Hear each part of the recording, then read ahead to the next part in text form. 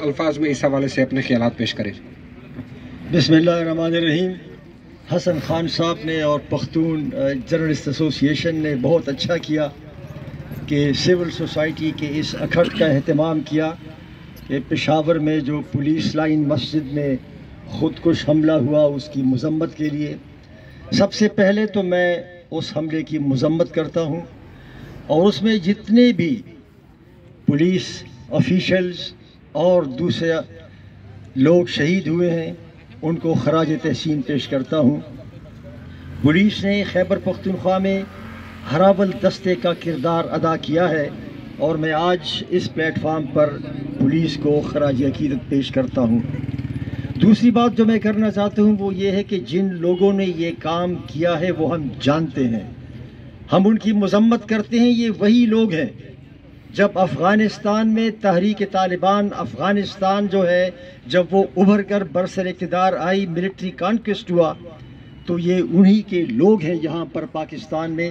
یہی تحریک طالبان پاکستان کے لوگ ہیں جنہوں نے شروع میں ان کے ایک فیکشن نے اس دھماکے کی ذمہ داری قبول کر لی تھی۔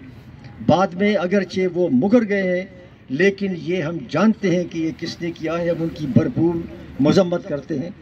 اور تیسری بات، آخری بات میں یہ کرنا چاہتا ہوں کہ اس واقعے کے بعد، دہشت گردی کے اس واقعے کے بعد، اور جس طرح خیبر پختونخوا کے لوگ کھڑے ہو گئے ہیں، وہ اس بات کا ثبوت ہے کہ پاکستانی اور بالخصوص خیبر پختونخوا کے لوگ کسی صورت میں بھی دہشت گردوں کے ساتھ مذاکرات نہیں چاہتے، اور وہ یہ مطالبہ کرتے ہیں کہ دہشت گردوں کا قلع کما کیا جائے، ان کے ساتھ مذاکرات اور ان کو خیبر پختونخوا میں دوبارہ ری سیٹل کرنا یہ ریاست کی ناکام پالیسی ہے، اور ہم اس ناکام پالیسی کی مذمت کرتے ہیں اور مطالبہ کرتا ہوں کہ اس پالیسی کو ریورس کیا جائے۔ میں آپ سب کا شکر گزار ہوں۔ تھینک یو سو مچ۔ یقینی طور پر یہ واقعہ اور ایسے تمام تر واقعات انتہائی قابل مذمت ہے۔